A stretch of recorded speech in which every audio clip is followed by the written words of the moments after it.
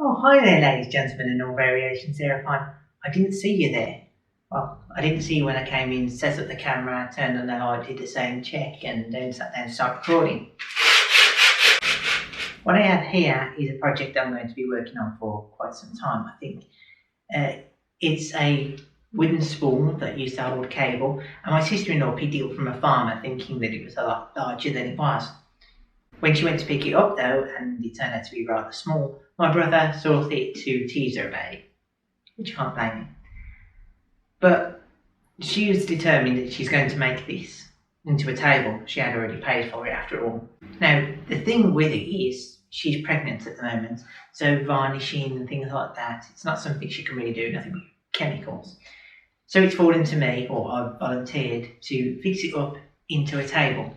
Now, as you can see, I probably can't, the wood on it isn't very good. It's been stored outside, it's got bird poo on, it's been near a child's nursery, and if I shake it, it's got plastic balls in there.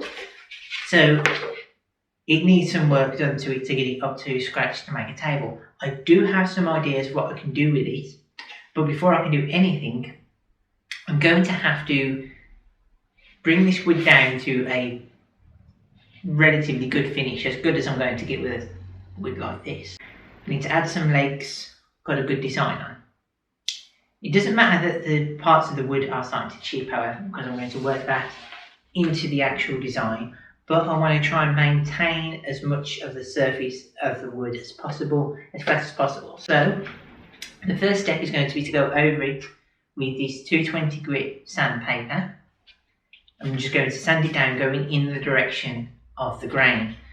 The grain of the wood, as you can see from the splits, moves in this direction, and I want to keep following that. The reason that I'm following the grain of the wood is that if I go across the grain, then I'm more likely to catch on some of these splits and tear off chunks of wood. It doesn't matter if that happens a few times, but I don't want it happening too often, because there's a point where the wood's going to be damaged beyond repair.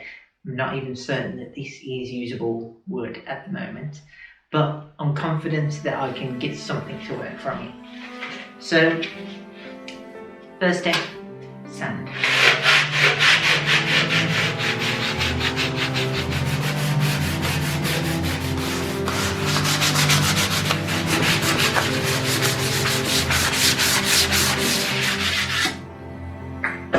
There we go, smoothing up. Now, because we're going to paint this, we're going to have to make sure that all the dust that's come off that is removed, because otherwise we're going to get gritty bits of paint on top. So I've got this tape here, which is not very strong, very cheap tape, but it means it won't leave much of a residue on there. So I'm going to use this to try and clear off as much of the dust as I can. Right, so here we are, and these are the legs that I'm going to attach to the table. Now, these were originally off my bed that broke, too many ladies in it, too many being one, which was me. I'm a fat ass apparently. But these are the legs that I'm going to attach. Now, one of these actually has a uneven bottom to it. So this end being slightly higher than this end, and all the other ones match up to the higher part. So I can't just take this top bit off. So I'm going to have to find a way of levelling this out. Or do I? See, if you've got this sort of problem when you're making the table, or anything like this, you need to make sure that this sort of high point is at the outside of the table, because if that's pointing towards the center of the table, then when you put weight on the outside, it's going to want to tip.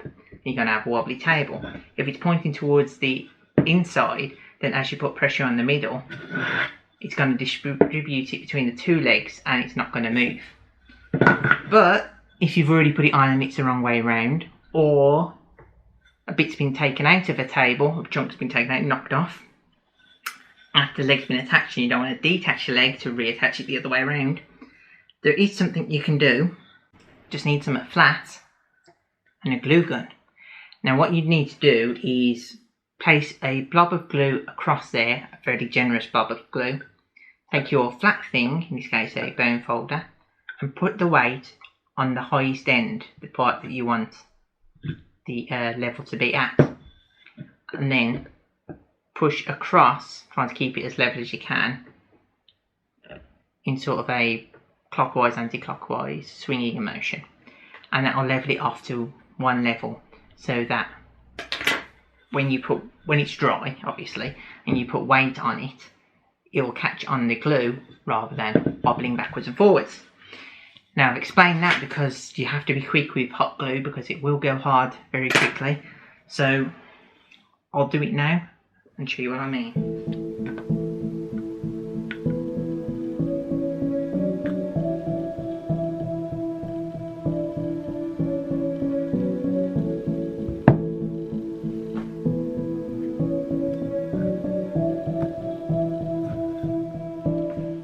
Now the good thing about using an object of this shape is that it's fairly easy to find out where the leg should go. As you just saw, I marked out where the first leg is going to be positioned just by marking on how far in I want it from the edge, because it's a circle. It doesn't matter where we put the first leg. To find out where the second one should go, we want it to be roughly a third of the way around. So the easy way to find that is to place this tape measure, which is fairly stiff, up against the mark where I just marked on for the first leg. Then press the centre of the tape measure against the central column so that it forms a straight line right the way to the other side, as shown here. Then where the tape measure lands on the other side, measuring in the distance as we did for the first mark, for the first leg, we draw another little mark to the inside, so on the side of the tape measure where the central column is, put another little mark, and then repeat that for the third leg. Then what we'll end up with is 3 equidistant X's which mark on the positions of the legs. So when it comes to the legs, these already have holes pre-drilled into them where it attached to the parts of the bed structure that was there before. Now we obviously don't want to see these on the table, so one option is we could try and fill in them all in, but that's a lot of effort and I don't really have the material to be doing that with. So what I'm going to do, place these holes towards the top of the leg, which will mean that as you're looking down at the table you won't see them, and if I place it so the clean side is facing outwards, you'd have to stick your head right under in order to see the holes. The other thing we need to consider is which side is going to be the top. Now this was the underside from where it was stored, so this was placed against the grass and looked the nastiest when it was first brought over to me, but after I've sanded it down, this is the nicer side. This side is all cracked and broken and bits did chip off while I was sanding it despite my best efforts. So if you were using this yourself, you might not want to use this side. Because of the design I have planned for it, I think this is the side that's going to be most interesting to use. My sister-in-law did want it to be distressed. So I think this is going to be the top section, this is going to the bottom. So now that that's decided, I can start attaching the legs here. So where I've marked on where the legs are going to be underneath, I'm going to transfer that to the top and then just start nailing these in place. So before I start nailing things down, there's a few things that I want to discuss with the nail gun. Top tip is when you're using a nail gun, your temptation is going to be to hold the wood that you're going to be nailing into in place, which you do need to do to a certain extent. But if you hold right down the bottom, then there's a risk that if you miss the wood you can nail straight into your finger, which is obviously bad. Don't want to do that.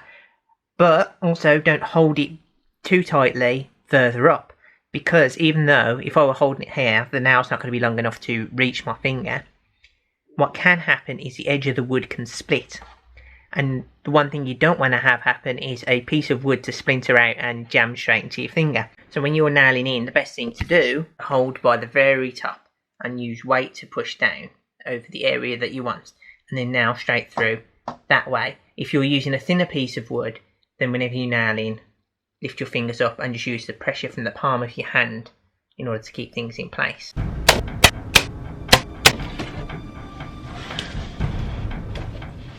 What I want to do to create more of a visual shelf on this table is to enclose it with some sticks, and to do that first I need to measure out, make sure everything's exactly the same height, and then cut them and stick them in place.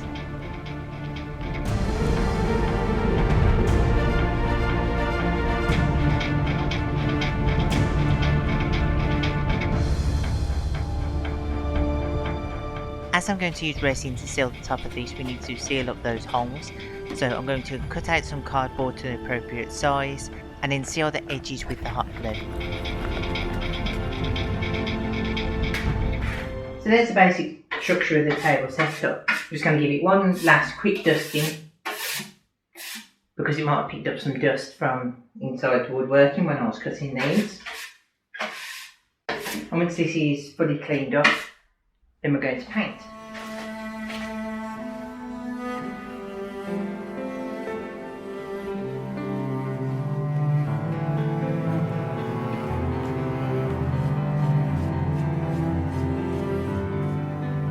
Now for the damaged and distressed areas, I'm going to paint them in with reds, yellows and some browns, and then wipe away the excess paint just so we get a hint of colour coming up from beneath, except of course for the centre and the oblong part, which is going to have a much brighter, deeper red.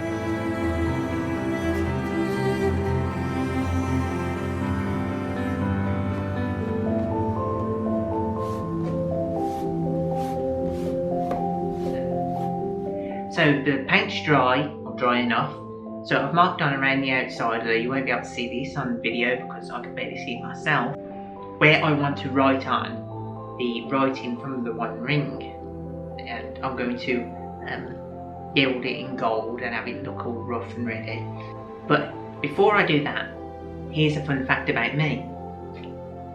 I can actually read and write Tengwa, which is the Elvish script that the writing on the ring is written in. Now, it's actually written in the black tongue of Mordor, so I can't really understand it. But we know what it says. It's one ring to rule them all, one ring to find them, one ring to bring them all, and in the darkness bind them. But I can actually do it. And if you're interested, I'll give you a little rendition of what it actually says. Now, it says, Ashnazak Dimbrodur.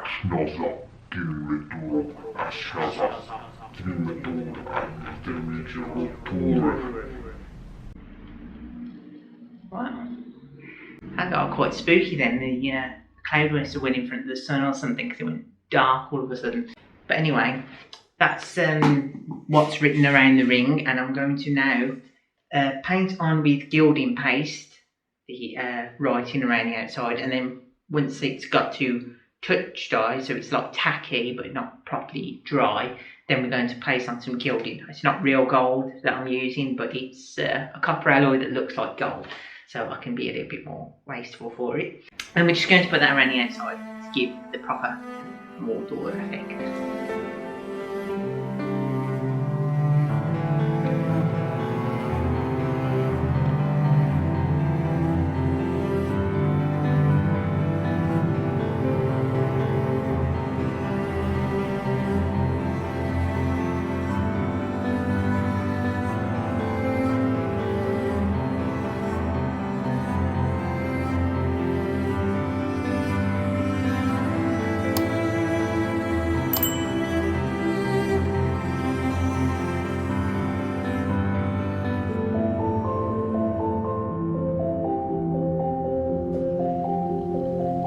For Sauron's eye, which is going to line the centre, first I'm going to pour in a little puddle of resin.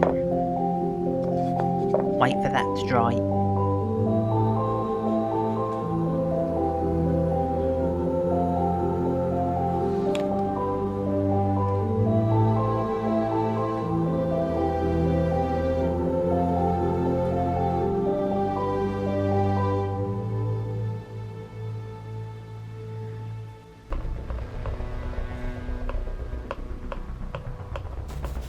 And then we're going to gild on in bronze the actual flames of the eye, and then we're going to paint on the dark part of the eye in black.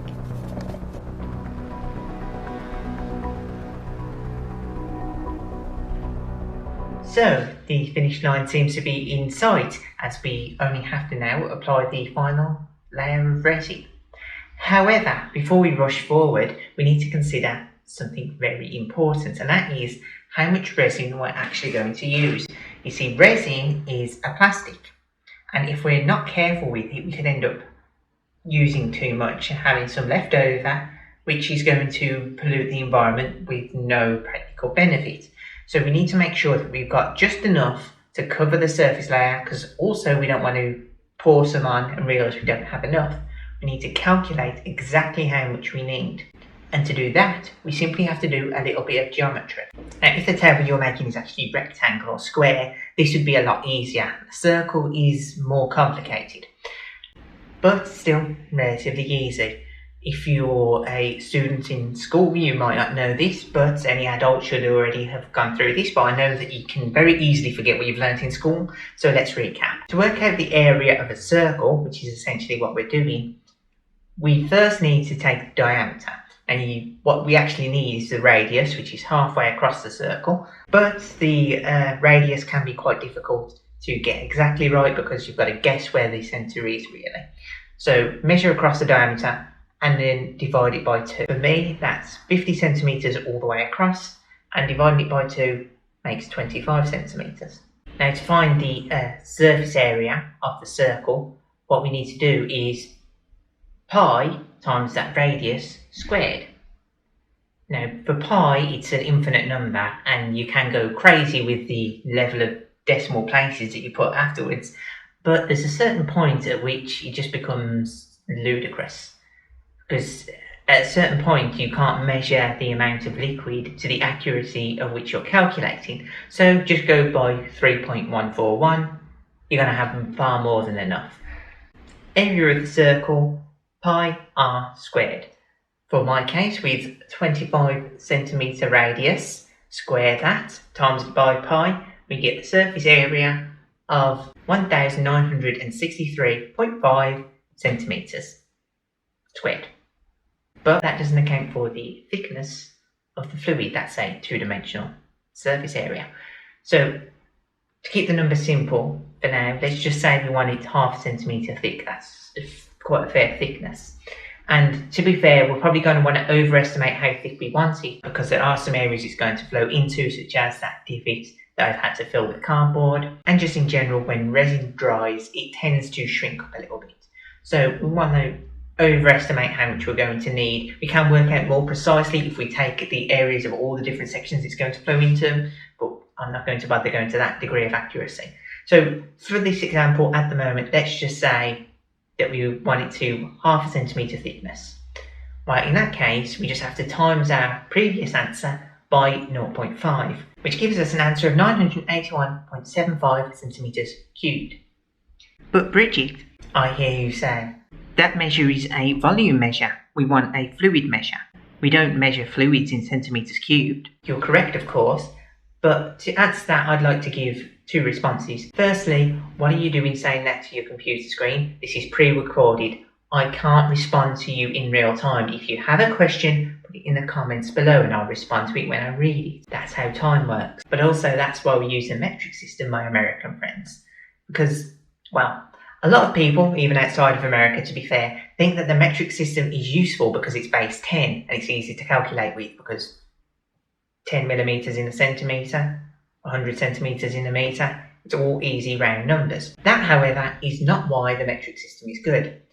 You see, if you want to work out the volume of a liquid that you're going to need from an imperial measure, such as inches, you're going to have to do some calculation to work it out. If you want to know how much energy it's going to take to raise the temperature of that liquid by 1 degree Fahrenheit, then you're going to have to do a lot of calculations. However, with the metric system, we don't need to do that. You see, what you do is you take your 1 centimetre cubed, let's do it just with the 1 unit, just to keep it simple. 1 centimetre cubed, and then to get that into millimetres, all we have to do is, it's 1 to 1. The ratio is 1 to 1 in all of these. In fact, if you want to know how much energy it's going to take to raise the temperature of 1 centimetre cubed, or 1 millilitre, of water by 1 degree centigrade, well then, it's 1 calorie. All at room temperature, of course, but we're talking sort of things you'd use every day, not in scientific calibrations, where those sorts of things, whether it's room temperature and pressure, actually matter. In everyday usage, it doesn't. And that's why the metric system is a good system to use, because it's really easy to convert between them. No calculations needed. All I need to know is the centimetre cubed of the thing, and I can get all the other information that I need instantaneously. Anyway, let's get back to the build. Right, now there's a few things I've got to do to this before I pour the resin on, just to make sure that the resin doesn't just flow all over the floor instead of sitting there and drying. Firstly, I'm going to have to make sure that these are blocked up. Some of them definitely are blocked up. This one in particular, I can only put my finger in that far. But some of them go all the way down. And even this one that does have something in, I have to make sure that it's not going to fill up with resin. The easiest way to do that is to get some scrap card and form it into a cone shape. At the narrow end will just slide in. So the bottom bit's slid in, but it's not going to slide in any further. And I'm not going to force it in because we don't want any of the cardboard to crinkle, because that will make a gap that the fluid can get down. But because it's been pushed in to the point that it won't slide any further, that means that the edges of the cardboard are pushed up against the metal. So it's going to be very difficult for the resin fluid to get in, especially as it's more viscous than water. So it's going to not flow as easily anyway. So I'm going to stuff these up and then we'll worry about the edge of the table. Now for the outside of the table, I've got some fairly stiff plastic that I can put around the outside in order to stop the liquid from flowing through. But I need something to hold it in place. It's going to hold it tightly in place but not cause it to wrinkle. So what I'm going to use is elastic bands. Now, as big as these elastic bands are, they're not quite big enough to stretch around the table without risk of snapping. So I'm going to expand them. And the way I'm going to do that is with an extra elastic band. Now the way that we expand this out, so we've got essentially a longer elastic band, is you place one elastic through the other, so it's sitting on top like that. Bend this one round and pass it through itself. So it goes through like that. Then just carry on pulling and it ties up at the end. You do that so that you can make a loop of these, and then you've essentially got a double elastic band that you can stretch all the way around. Okay, so this is what I've got to keep the resin from flowing out too freely. We have the elastic running round the outside underneath the plastic and underneath the wood. I've had to put these sticks down on the inside to stop it putting too much pressure on the supports that I've already got in place, which are under here, because I don't want them breaking through. Although if it does break, I can just put a little bit of extra glue on there to stick it back up. As always, resin needs to be mixed precisely in a 1-to-1 ratio with the resin and the hardener, and it needs to be mixed up very well.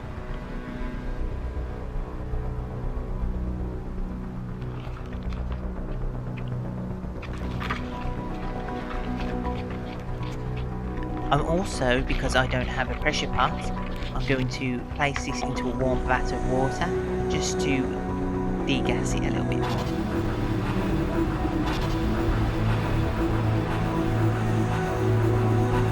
Okay, so as you can see, my seal didn't quite work as planned and we've got a little bit of leakage. So I've whipped out the wooden sticks in the hopes of stemming the flow by allowing it to settle in further. We're just going to have to see how well this works now. There's nothing I can do now that it's poured. I might have messed this up right at the end. Definitely going to need to repair some of them sticks.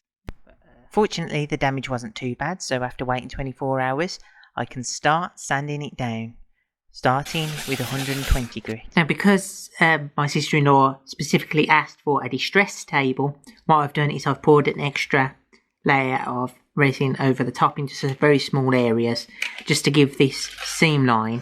So this, it's just going to create a small little seam line that's just going to give it that little bit of a distressed look. And the trick to getting a fine polish on resin, although that's not what I'm aiming for here, is to slowly move up through the different grits of sandpaper, making sure you've got rid of all the scratches on the previous layer. If you're going for a more distressed look like I am, then you might want to leave a few scratches or allow the sandpaper to catch on a seam line, as I'm done with this one.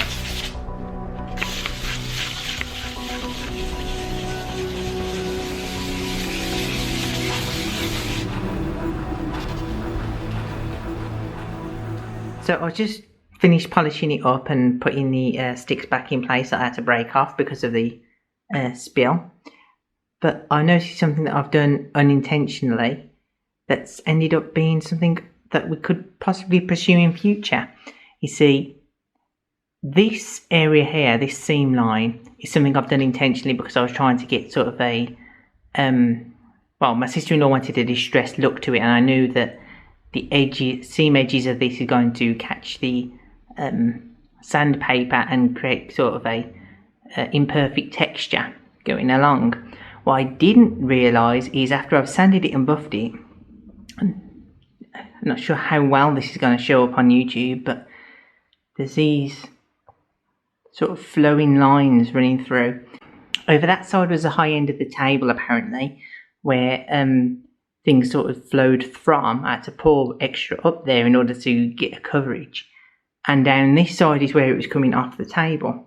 And as you can see, or maybe not see when the light hits it, it looks like it's flowed down. So I'm wondering if in future builds, if we have something like a river flowing down a surface, that we could deliberately let the resin flow, and then once we sand it down and polish it, get these sort of flowing effects going through. Something to try in future maybe, but now that it's polished up, here we are.